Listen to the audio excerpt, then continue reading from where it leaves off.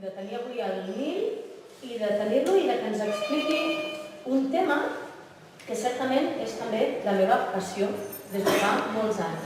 La reconstrucció, que diu el títol, la reconstrucció del Nusach català, que un bon dia es va... no diré es va perdre, perquè si s'hagués perdut no estaríem aquí, però sí, i els que veniu normalment o els que ens coneixeu, sabeu que sempre he fet referència a aquest Nusach català, aquesta manera de com els jueus catalans resaven, com resaven a Catalunya, com resaven al Llevant, a Mallorca, com resaven a València, fins i tot alguns llocs d'Aragó. La nit de Tisha B'Av estàvem al Kotel, a Jerusalem, i jo quan estic a Jerusalem vaig a resar a la comunitat italiana. Per què la comunitat italiana? Perquè per mi el Nusach italià és tinc més possibilitats de trobar-hi traces catalanes. Perquè sabem que hi havia molts catalans a Liorna, perquè sabem que hi havia molts catalans a Roma, perquè sabem que la península, diguéssim, italiana estava plena de catalans.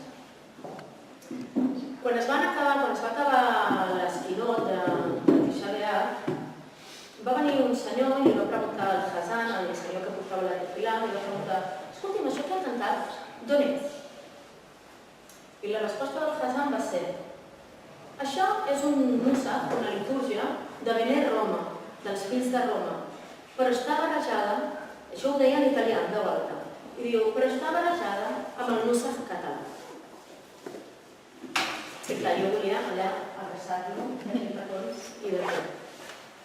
Aquest senyor, aquest Hazan, diguéssim que em coneix, perquè durant 4 setmanes vaig anar a la seva pobra sinagoga i em vaig posar amb el sidur obert.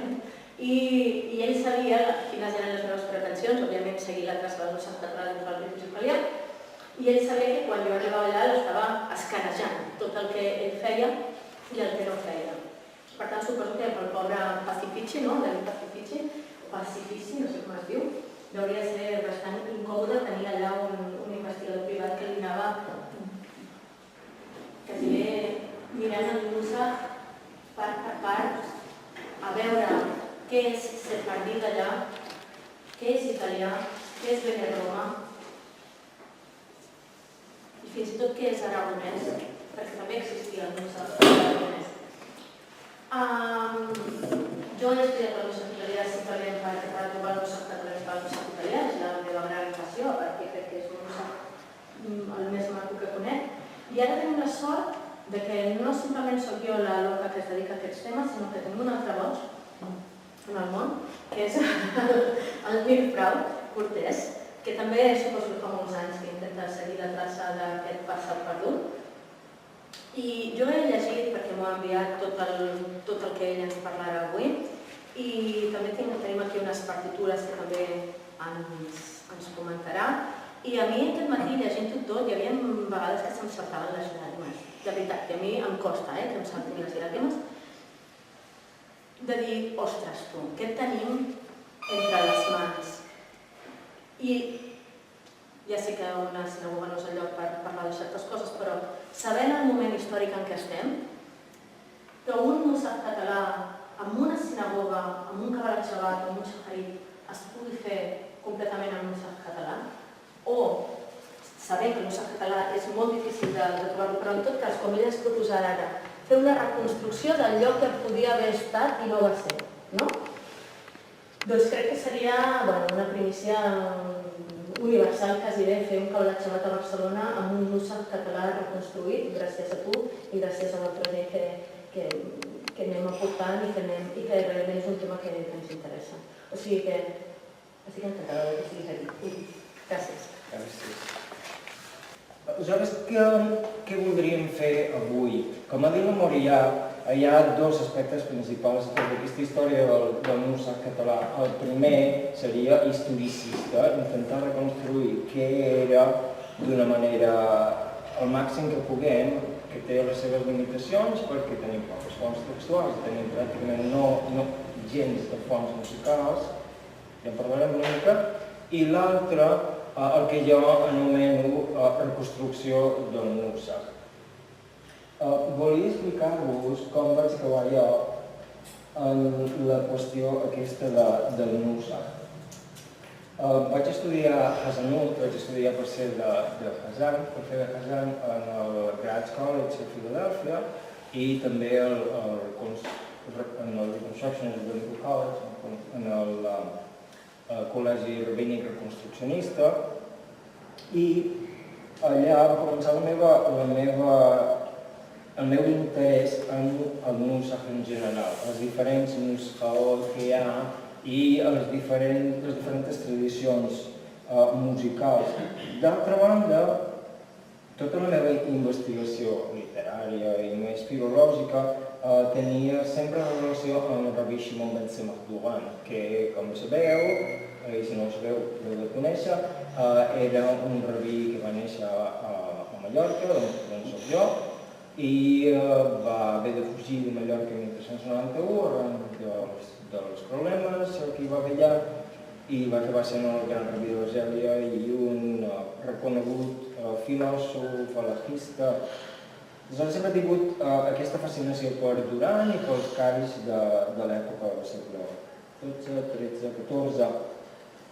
D'altra banda, en la meva funció com a Hazan, vaig tenir una trobada molt particular amb la comunitat dels criptojueus de Nou Mèxic.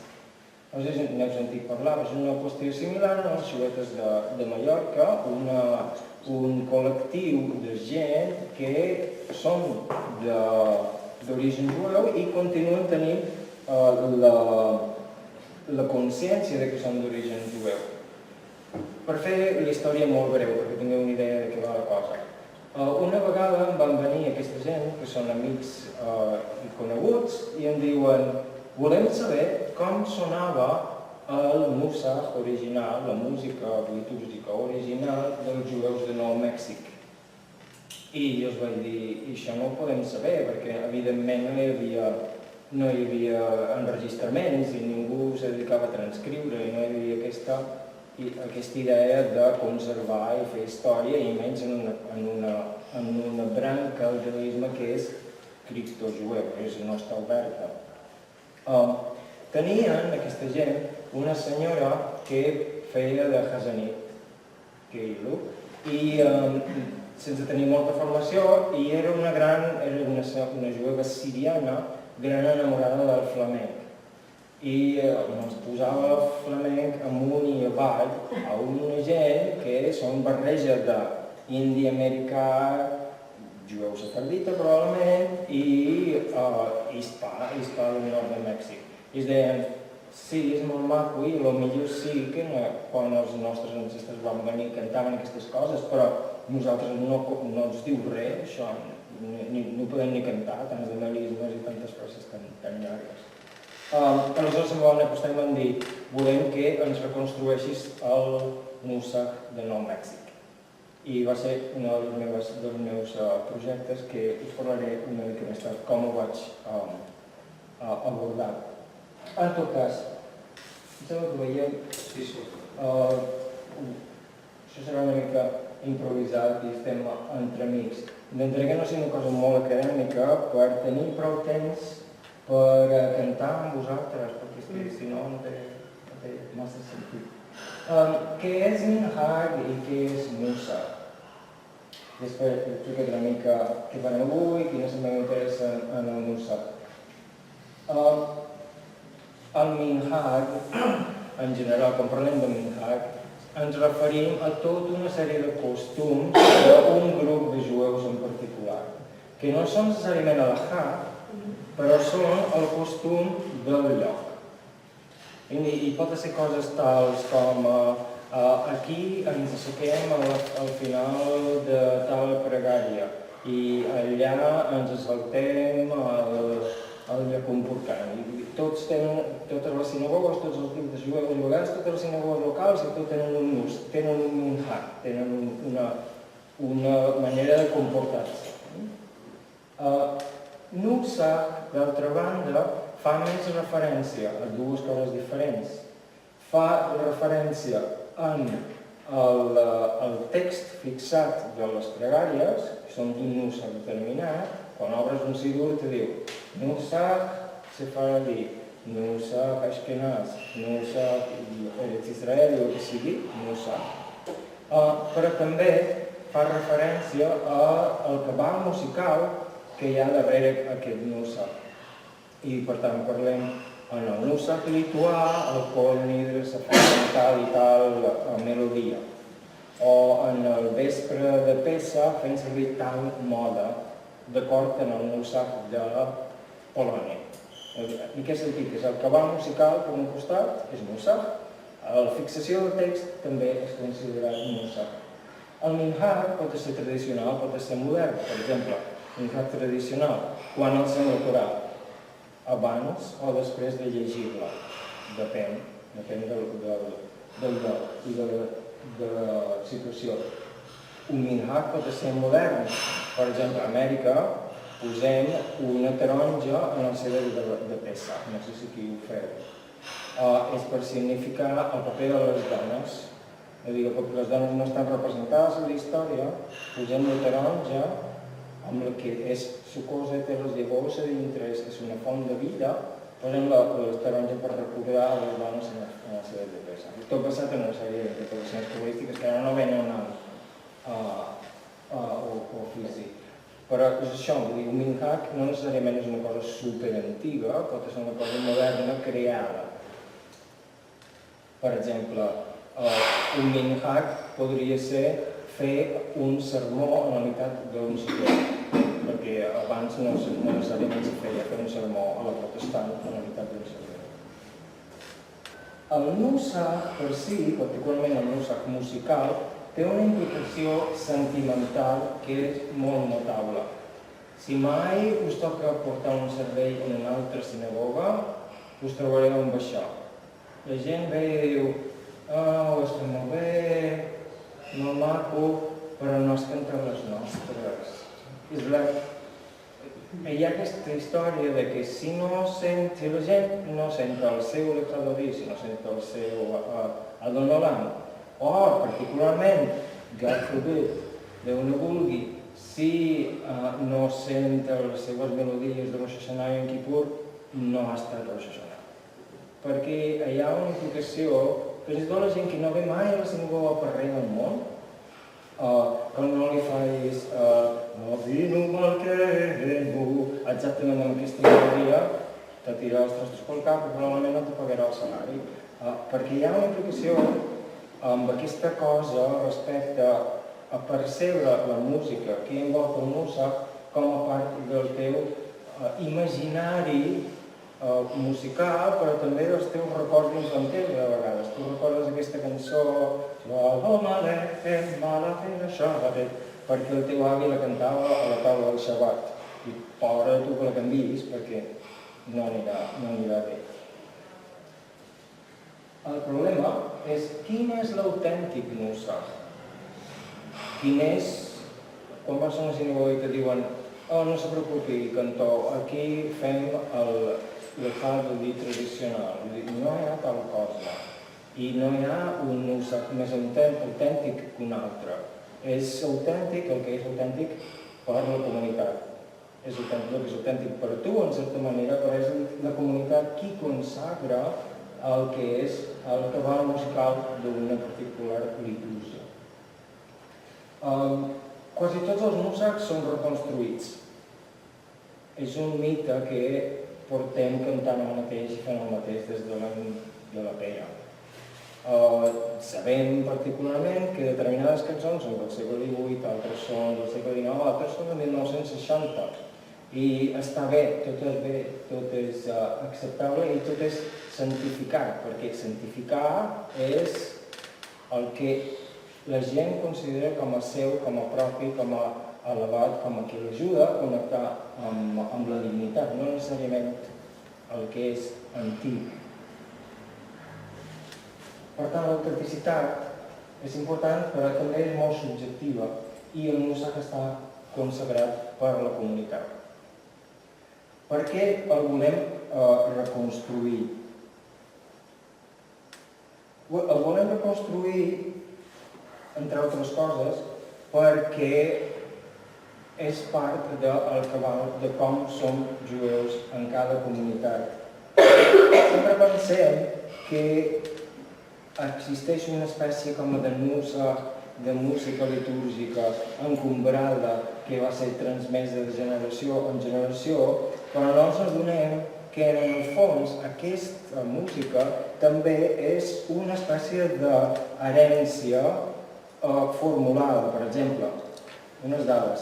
Els seminaris que educaven rabins des del segle XIX no obrien escoles cantorials fins 1948. La School of Sacred Music de HUC, de la Reformista, 1952, el Cantor's Institute de JDS, conservador, i 1954, fixeu-vos, encara més tard, el Cantorial Training Institute de la Yeshiva University, que es diu ortodox. O sigui, fins i tot en el món ortodox, que clar, reclama ser el més antic, l'interès per reconstruir i apedaçar el ritual musical va ser el que recordaven els que s'animen vells d'Europa i del món vell, diguéssim, és un esforç relativament recent.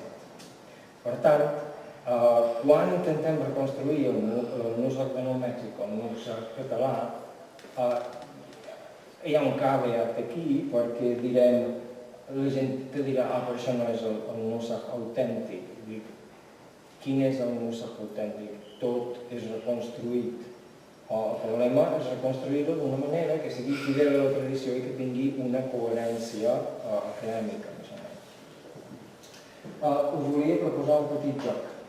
El Nusach de Tit com a model. La pregunta és, això és molt antic o no? Què tal d'antic creieu que és? Estaré a cara meva. 50 anys. 100 anys. Ho creieu? Bé, Kol Nidre, aquesta melodia en particular va ser coneguda almenys des del segle XVII i probablement deriva d'un cant gregorià. Shema Yisrael Adonai, etc.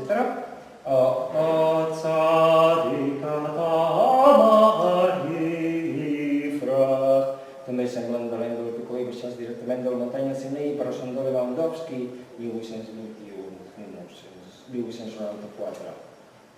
Mika Mohtaba Edumaduna, Mika Mohtaba Edamakus, David Friedman, 1986.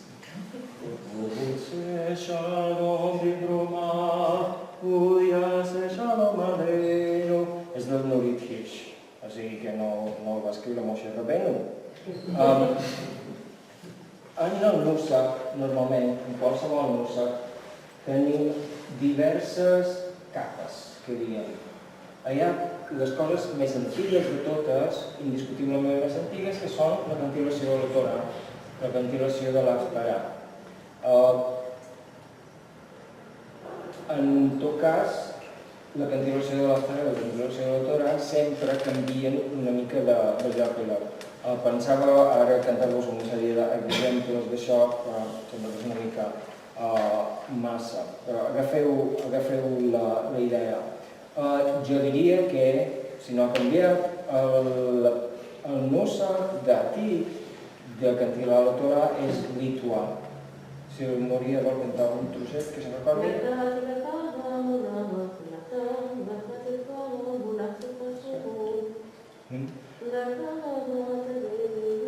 És el dissabte, és el Nusach dissabte del Nusach lituà.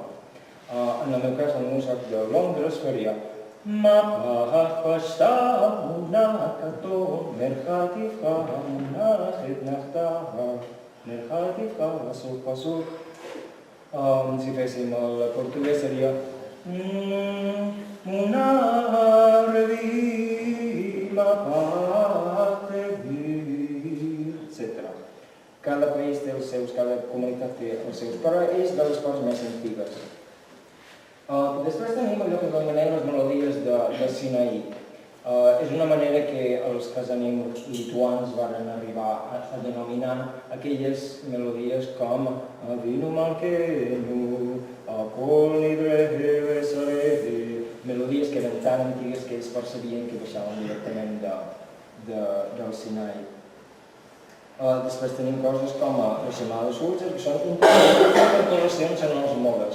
Totes les pregàries tenen un mode, tots els serveis tenen un mode determinat i de vegades incorporem petites melodies en aquests modes.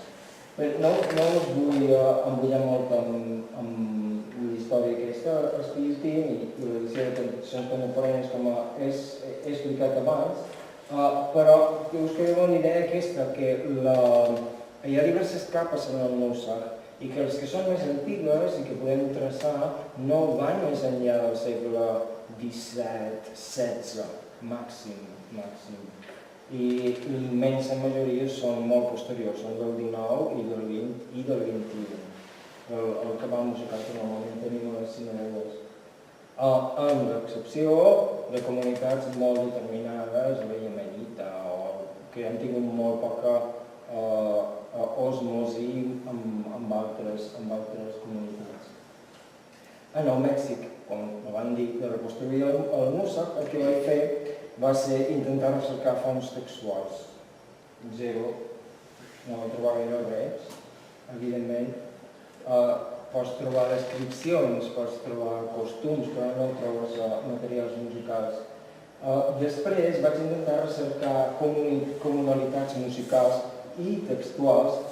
Per exemple, entre els jugadors de Nou Mèxic se canten moltes romances que tenen exactament les lletres sefardís del mateix. A la una yo nací, a las dos me engrandecí. En el Mèxic canten a la una yo nací, a las dos me engrandecí, a las tres me puso novia y a las cuatro me casí. I així, no? O sigui, tenen les mateixes històries. Després, hi havia una sèrie de cançons tradicionals de Nou Mèxic que ja eren molt similars en el concepte del jueu.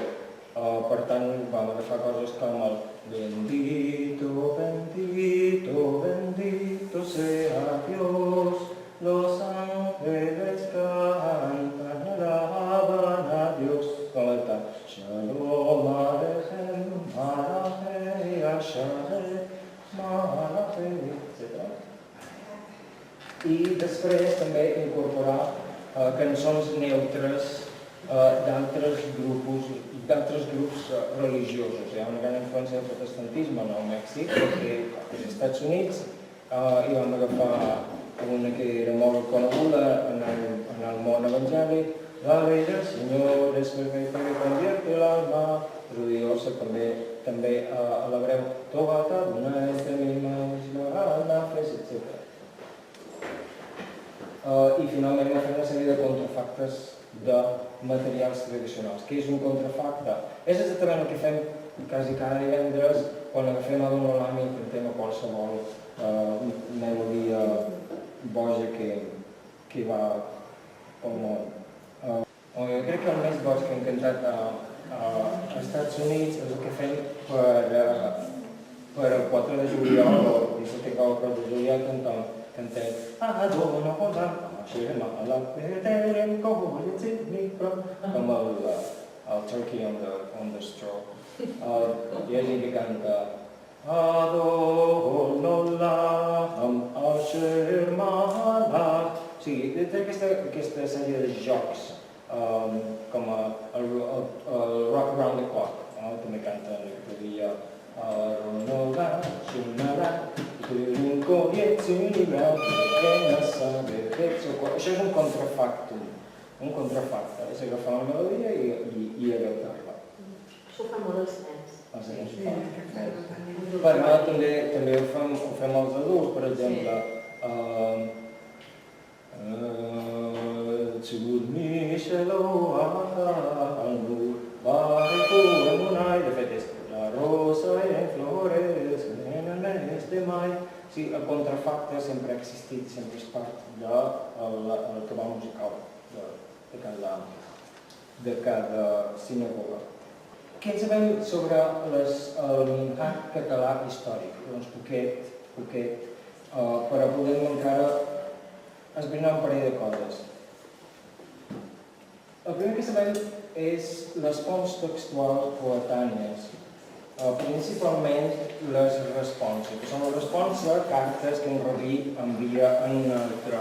Aleshores, les responses, les cartes rabíniques, de les quals estaríem més detalls sobre el Nusach i el Minhat, són principalment les de dret i les de Shimon ben Semach Golan, encara que n'hi pot haver d'altres. En aquest petit handout hauria de tenir 3 pàgines, però alguns de vosaltres en teniu una. Veieu tota una sèrie de citacions de coses que existeixen a les responses que ens fan reconstruir com era el Minhat català, no necessàriament, evidentment, la música, però sí costums estretes d'aquestes cartes del segle XIV, més o menys XIV-XV.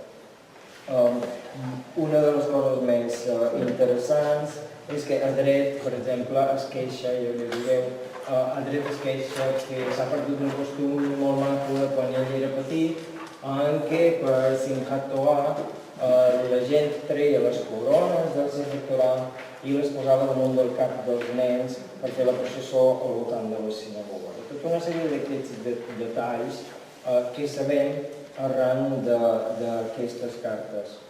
Per exemple, també sabem que les sinagogues tenien un pati jardinat i que la gent hi romania per conversar, fins i tot durant els serveis, que la majoria dels joves sortien quan començava la Torà i no tornaven per al Musaf i que estaven molt disgustats contra això, que algunes sinagogues no tenien Sefer Torà i llegien un llibre, o que si un membre donava un Sefer Torà podia distribuir els privilegis com volgués o quedar-se'ls tot per ell a perpetuïtat, que un nen podia portar un servei, fins i tot llegir la Torà, i que l'Haftarà era venuda i els pares compraven el dret per al nen.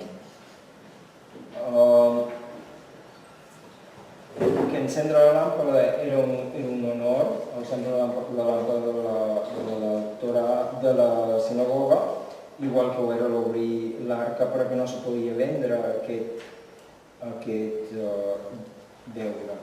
Hi ha tota una sèrie de coses que si us interessa podeu llegir en detall sobre petits canvis litúrgics i costums d'aquests que existien en el català segle XIII-XIV, d'acord amb el responsable. A més d'això, i la Moria és més experta que jo, existeixen tota una sèrie de textos, de testimonis textuals posteriors. Per què? Perquè, evidentment, quan els jueus catalans van ser dispersats, van anar a llocs determinats. Van anar cap a Livorno, d'aquí se'n van en torna, van anar cap a Argèlia, particularment els mallorquins, un gran nombre de jueus catalans va acabar a Tessalònica, a Roma, fins a 1902 existia l'escola catalana, i tenim localitzats tota una sèrie de sinagogues que encara anaven amb el ritus català fins entrat al segle XX. I tenim una sèrie de sidurim i mahzorim, dels quals podem deduir per una mena de folklore textual, més o menys què venia d'on, perquè poden comparar. És un nombre curt, però poden comparar. Si vols dir alguna cosa respecte? Bueno, els dos més vistosos, els dos exemples més grans són un Mahzor de Rosh Hashanah i Kippur de l'any 1527, que es troba el senyor Salomó Senyor, crec que es diu, senyor de cognom, senyor, el 1527, però ho encarrega un any abans, el 1726, encarrega un sidur per la nova comunitat catalana d'Estambul. Nova no vol dir que fos nova, sinó que ja n'hi havia una i que se'n fa una de nova. Que pel que sigui arriben jueus, catalans, amb una segona o tercera immigració cap a Salònica i pel que sigui no se senten a gust amb la sinagoga catalana que hi ha allà, decideixen fer una sinagoga catalana nova, o sigui, una segona sinagoga catalana, i aquest senyor paga i el colofó del llibre, la primera pàgina del Maxor, ho diu, quants diners paga, a qui li dona, i diu explícitament que aquest llibre està en hebreu, diu que aquest llibre el fa per la recuperació perquè no es perdi el nus en català amb el MINAC de Barcelona. O sigui, que si ens diu que hi ha un MINAC de Barcelona vol dir que potser hi ha un MINAC de Girona, o potser hi ha un MINAC de Perpinyà, o potser hi ha un MINAC de Tarragona. O sigui que dintre del nus en català aquest senyor fa el seu Maxor segons com resen els jueus de Barcelona. Això ens dona pistes que els altres jueus catalans resen diferent. Això és una. Hi ha una altra, això és el 1527, que per 1840 la comunitat catalana també de Salònica s'esbaralla, òbviament, i es crea una divisió dintre de la comunitat jueva catalana i es creen dues comunitats jueves catalanes, que no són dues, que ara us explicaré que són moltes més, i es crea el català Yashan, que vol dir català vell, i el català Hadash, i l'església de la sinagoga català Hadash. Aleshores, els del català Hadash decideixen fer un sidur per ells. Però com que els hi surt molt car, el que fan és es posen d'acord amb un mecenes que els hi dona diners i el mecenes els hi diu us dono els diners, però només farem un Maxor per tots. Aleshores, el Maxor ja, això ho fan igual. Quan alguna és diferent, diuen els catalans antics ho fan així i els catalans nous ho fan així. I aleshores, les petites diferències i variacions entre uns i altres estan escrites en un mateix Maxor. Aquesta comunitat de Salònica hi ha referència que hi ha múltiples comunitats catalanes, com la comunitat de Mallorca, que té diverses sinagogues, no una, sinó com dues o tres. Hi ha la comunitat d'Aragó, que els aragonesos sempre han resat amb els catalans, i que hi ha molta... Aquesta comunitat va quedar a Auschwitz. O sigui, no va morir el 1391, la comunitat de Salònica va quedar als camps de concentració i també els jueus catalans van morir als camps de concentració. I per l'altra banda, trobem molts sidurim i maxorim a Itàlia, a tot arreu d'Itàlia. Amunt, llevant d'Itàlia està plena de jueus llevantins, que som nosaltres. I us puc explicar el cas d'un sidur i d'un maxor de la... Això és molt curiós, perquè hi havia 5 escoles a la plaça principal del gueto de Roma. Hi havia una plaça amb 5 oratoris diferents i hi havia un oratori pels italians, un oratori pels Bene Roma, que és diferent al ritus italià que el ritus de Bene Roma, hi havia un oratori pels castellans, un oratori pels catalans i un oratori pels sicilians. Aleshores és curiós veure a les actes de la sinagoga, als llibres de registre, veure que hi ha moltes disputes entre els castellans i els catalans, perquè els castellans diuen que básicamente es lo mismo, vamos a hacerlo todos igual. Y els catalans diuen, no, perdón, que no es lo mismo, que es diferente y no lo vamos a hacer todo igual. I aquí es crea una fractura molt gran entre els castellans que resen amb els provençals i francesos i els catalans que s'alien amb els aragonesos. Això és fantàstic.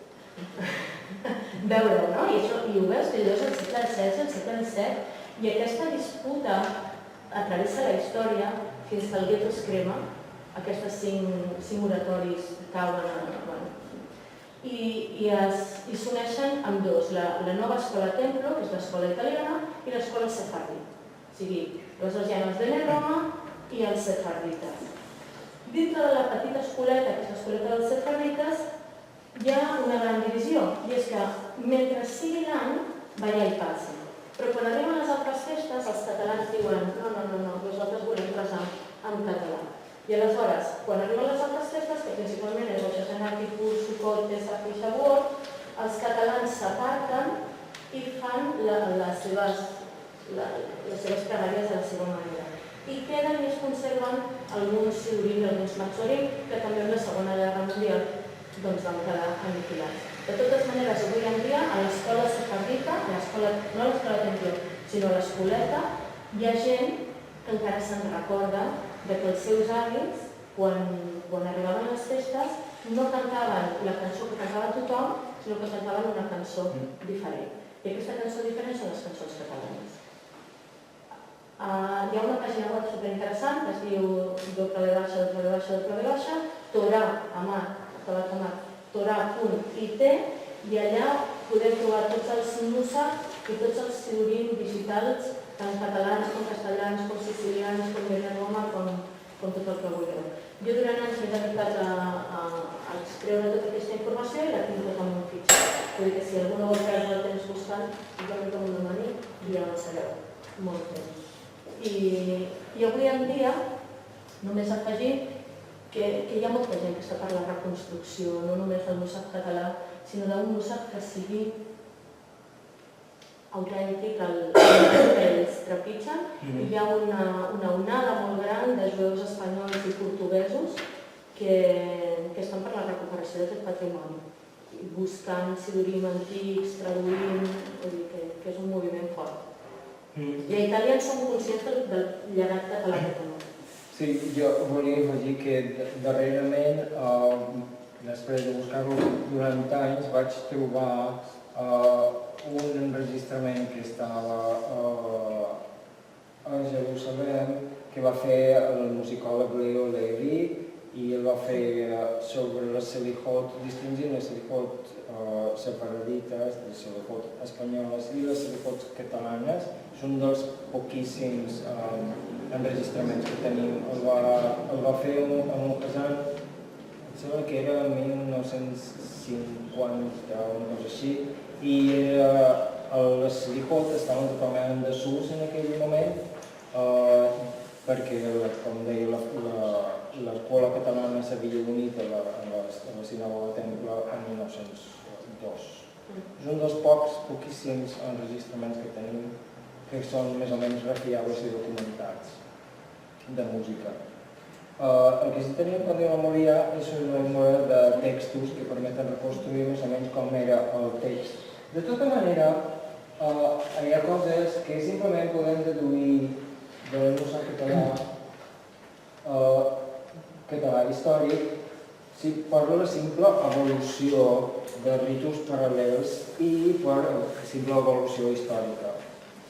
El primer és que, òbviament, compartia trets amb els rituals sefardites moderns més que amb altres grups, cosa que no és d'estranyar. Si comparem alguns d'aquests minhagim, dels que hem parlat en el full a part, evidentment forma part d'una branca sefardita. Una altra cosa és que també cau pel seu pes, però que molta gent potser no sap, és que hi havia coses que encara no existien. Kabbalat Shabbat no existia, per exemple. L'incorporació dels 7 salms i el Hadalí i tot això és posterior, ve de l'Sfat, de l'època de l'Sfat. En particular, les Hadalí no s'havien escrit, perquè se va escriure a l'Sfat. Una altra cosa que sabem és que en aquella època el ritual, estem parlant pre-1391, no estava tan fixat com ara.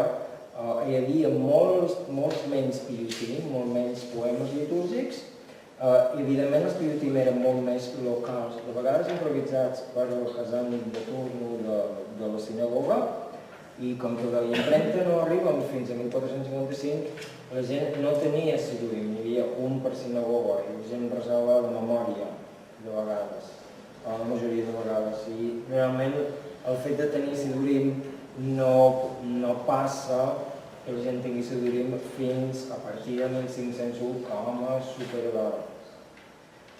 Evidentment, el Nusakhe que estem parlant abans del 1391 era anterior a tota la influència de l'Arizal i de l'Úria, però també era abans de la depuració esquenazita del messianisme.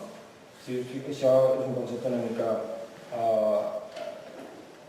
recargolat, però no sé si us fixeu que el Kaddish dels sefardis incorpora coses que no tenen els esquenazis i que són més antics. Per exemple, diu Beikaref Mieshihé, Mahpurkané, i algunes coses d'aquestes que fan més referència a la vinguda del Messies i que van ser depurades del Mossack Ashkenaz per moltes raons, però principalment per Shabbat Tzvi, per el problema que va haver Shabbat Tzvi, el messianisme i altres evolucions posteriors. O sigui, si reconstruïm aquest Mossack històric, sabem que totes aquestes coses s'han de tenir en compte. A paper de la hem parlat, després ha estat l'operació messiànica. Què sabem respecte al Mossack català històric de segur? Sabem això. Un PowerPoint fa el color, perquè...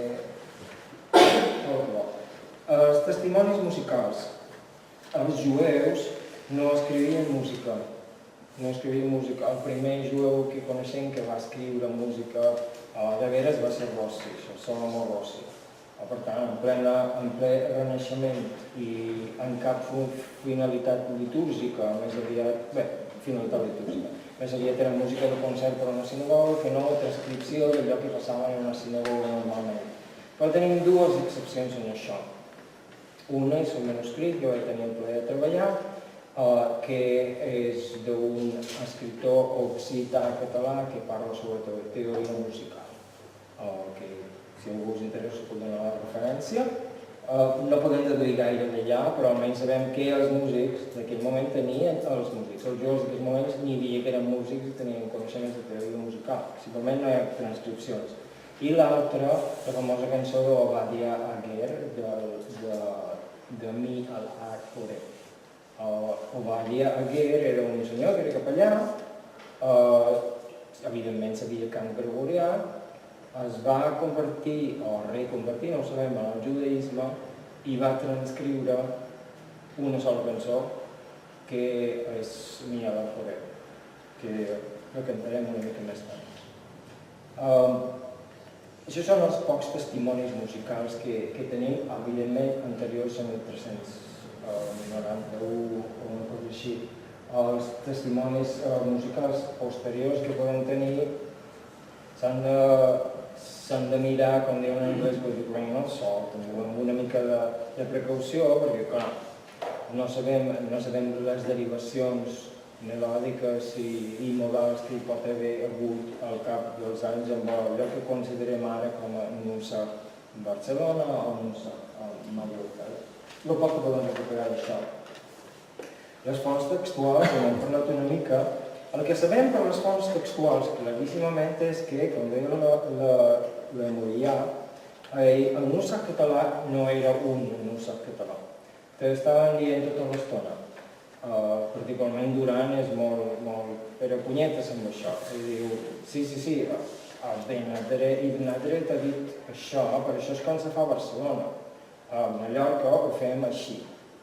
I a Argèlia seguim Mallorca, no seguim Barcelona. Hi havia Girona i hi havia l'Aragó i també hi havia Perpinyà. Hi havia com almenys aquests quatre, dels quals el que van sobreviure més temps va ser el de Barcelona i el de Mallorca. El de Mallorca potser va desaparèixer més aviat que el de Barcelona. Hi ha algunes altres coses que sabem a partir de Shimon ben Simon Duran, particularment en el seu Magen Avot. És un tractat filosòfic enciclopèdic que són reflexions sobre la música i sobre les melodies que acompanyaven els pillotim. Les de pillotim, com sabeu, si no ho sabeu us ho dic, són poemes litúrgics i n'hi havia de diversos tipus. N'hi havia pillotims inspirats en la manera de fer poesia àrab, amb síl·labes llargues, curtes, peus i companyia, i n'hi havia inspirats d'antics, com l'Azar Khalil d'aquella època, i també n'hi havia d'altres que eren basats en el ritme i la rima, com el Gonolan, per exemple, avui. Aleshores, Duran, entre altres coses, ens diu que avui en dia fem melodies d'acord a l'origen dels textos. Fem melodies antigues com les de l'Azar Khalil, fem melodies en velocís composades a separat amb veus àrabs que captiven el cor i els de les terres de França que segueixen el ritme i la rima. Duran no fa distinció entre allò que és el text del pillut i la tonada amb la qual es cantava. No és gran cosa, però ens dona una idea de la varietat cultural que hi havia en el moment. El que sí que sabem força, també gràcies a Duran, que és el meu heroi, com podeu veure, és sobre la cantilació, perquè dedica unes 10 planes del Maguer Nebot en els teamim, en els signes de vida, ens en diu els noms, ens parla dels sistemes, etc. El que sabem respecte als teamim que se feia servir en els ritus de Mallorca en particular són els noms sefardites normals que us ensenyaré ara. Els sistemes n'hi havia un per la Torà i un pels profetes, però els dels profetes estava dividit en 3, un per l'Haftarà, un per Salms, Proverbis, Job i un per la resta de profetes. I després hi ha descripcions generals, que diu aquest és llarg, aquest puja, aquest baixa, aquest és com un gemec i aquest és com un que fa un alè. Són aquest tipus de petites coses que te donen pautes. També diu coses com algunes oposicions estan perdudes, per exemple, entre Tevir i Tarim Hutre. Duran diu que les hem oblidat perquè els levites les diferenciaven i nosaltres ja no. Què significa tot això i quina importància té? Això té una importància principal per al liturgista, perquè sabem com sonen els ritus de l'Argèlia respecte a cantilació. Me refereixo, sabem com sonen els de l'Escola de Roma i el portuguès i companyia. Si podem fer casar totes aquestes petites dades sobre assimilacions i sobre llargària de tropes i companyia, podem més o menys reconstruir com sonava la cantilació en el segle XIII. És una cosa, evidentment, és una aventura, ciència-ficció, o com se digui, història-ficció, però és una pauta. No tenim una música escrita, tenim comparatives i tenim derivacions de les quals podem extreure, ok, això ha d'anar per aquí d'alguna manera. Això són els símbols dels que parla Duran Maguer Nebot, amb els seus noms. I com veieu, fa servir Atna en lloc de Naftà, Tarim Hutre en lloc de Merhak Fulà. I fa servir les mateixes denominacions que fa servir avui el nusach sefardí, particularment del nord d'Àfrica, cosa que no és sorprenent. Per tant, això és una petita manera de reconstruir com sonava la Torà en aquell moment. I hi ha molta feina, evidentment, perquè no és una qüestió... Hi ha encara molta recerca per fer. El que sabem també, o suposem com sonava en teoria, evidentment hi havia una base en comuna entre altres ritus que comparteixen bases textuals i osmosi musical amb altres nivells de comunicació social. Sabem que compartia elements musicals, o suposem que compartia elements musicals amb els ritus de Livorno, Roma, com has esmentat, Algèria, també alguns, i probablement també amb els ritus portuguès, que avui trobem principalment a Holanda i a Londres. Sabem també que els ritus de Mallorca i València tenien molts més elements orientals, cosa que no és d'estranyar perquè la dominació musulmana va durar més i perquè també si agafes inventaris de gent del camp hi ha molt més noms àrabs que noms... Hi ha molt menys noms àrabs a Mallorca que a Barcelona. Per tant, no és molt aventurat dir que tenia molt més modes orientals, per dir-ho d'alguna manera, més inspirats en la música àrab. Evidentment, hi havia d'haver una osmosi amb el context cultural. Evidentment, continuaria tenint una base tradicional sefardita, és d'esperar que hauria tingut una incorporació d'elements israelians, obvi, per incloure una pronunciació, i d'immigració i que estaria més adequat en el context cultural. Respecte a aquesta qüestió del context cultural, m'agradaria portar a col·lació el cas de la CIB. No sé si mai heu seguit el NUSAC de formació professional. Heu seguit el NUSAC de la CIB des de principis del 80 fins ara. Els primers jueus que venien, particularment del Marroc, van tenir una gran influència del NUSAC de la CIB. I moltes de les peces que feien els Hasanin, el senyor José i altres d'aquests, tenien aquesta microtonalitat de la música àrab. Microtonalitat, parlem natural, sostingut bemoll, però a més mig sostingut. O sigui, els quarts de to que estan a la música àrab estaven a la CIB també, perquè eren part del seu context cultural. No vaig anar a la CIB mai més entre 1992, quan es va fundar TIT o una cosa així, i 2000, posa. En aquell moment s'havien perdut totes les microtonalitats. Melodies en les mateixes ja no hi havia fa mig sostingut o la mig bemoll, perquè era part del sistema. Ara, perquè tots els fills de segona generació havien nascut a Europa, no tenien l'oïda adaptada en aquestes escales i en aquestes floritures. S'havia tot occidentalitzat. Podem esperar que els jueus expulsats d'un lloc, quan se'n van a un altre, per què el ritus sefardí portuguès que està a Anglaterra sona tan poc hispà, si voleu?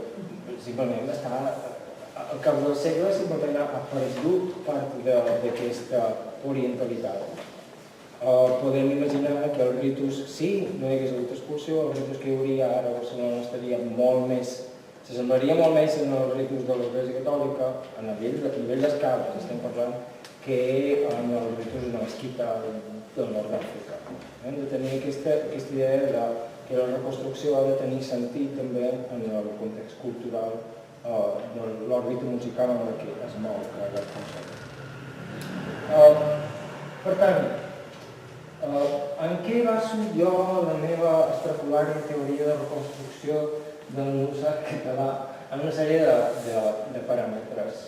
Aquests paràmetres és que hem d'aprofitar els parents pròxims. Sabem que l'Ivorno està tan emparentat, podem intentar utilitzar coses que sonin de l'Ivorno que siguin maques i que ens parlin. Tot això és evidentment subjectiu, perquè no estem parlant de fer una reconstrucció historicista, sinó veure què podem fer servir de totes aquestes coses, què té sentit fer servir en una sinagoga catalana moderna, contemporània. El següent seria incorporació d'elements historicistes per se. Sabem, per exemple, que cançons com les del Llibre Vermell, de Montserrat, eren superconegudes per tothom, que tothom les cantava, no només els cristians. No és celebrat pensar que cançons d'aquelles també representaven coses que se podien haver contrafet a dintre d'una sinagoga de l'època i que tenen sentit fer servir ara. Per tant, és una proposició, se pot reprofitar en un problema que els contrafactes basats en melodies d'aquella època. Evidentment, com que estem al segle XXI, es tracta d'incorporar melodies modernes i també de composar coses ad hoc per ritus i moments determinats de la vida jueva. I res, ara que us he posat tota aquesta mandanga per sobre, m'agradaria portar-vos una sèrie d'exemples musicals. Quants de vosaltres llegiu música